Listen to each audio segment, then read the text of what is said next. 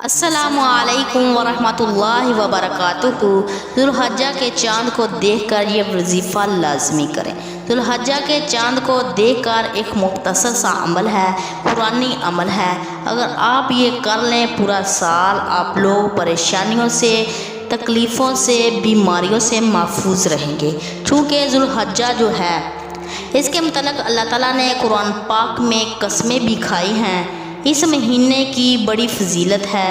اللہ تعالیٰ نے قرآن پاک میں بیان فرمایا ہے، اور مکہ کے اندر چونکہ اللہ رب العزت نے مسلمانوں کو تقویت دینا شروع کی تو مشرک مکہ بہت پریشان ہوا کرتے تھے۔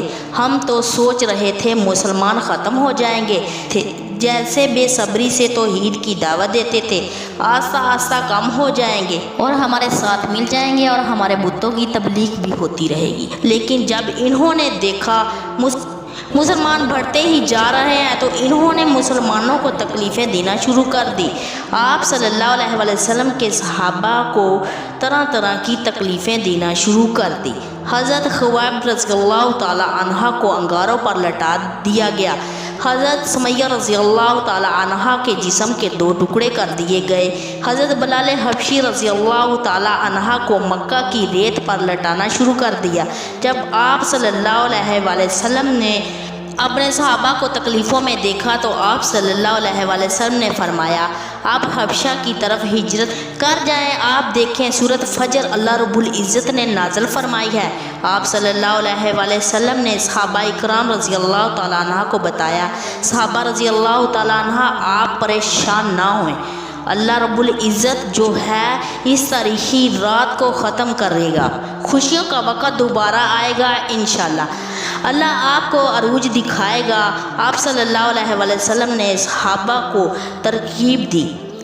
سورۃ فجر مکہ میں نازل فرمائی 30ویں پارے کی سورت ہے۔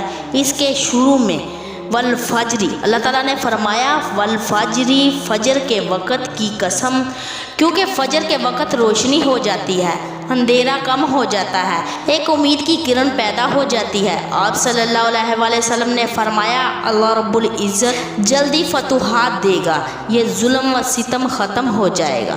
والفجر والیال عشر، جو شخص ذوالحجہ کا چاند دیکھ کر اس کی خبر سن کر مرد عورت پڑے گا تو اللہ تعالیٰ اس کو ہر پریشانی سے، مصیبت سے، ہر تکلیف سے بچائے گا۔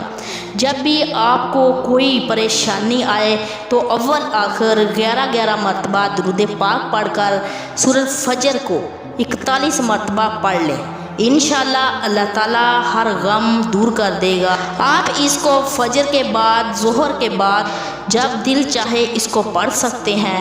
اگر آپ کو ہماری ویڈیو اچھی لگی ہے تو اس کو صدقہ جاریہ کے طور پر لائک اور شیئر کریں اور ہمارے چینل کو سبسکرائب کریں۔ جزاک اللہ خیر۔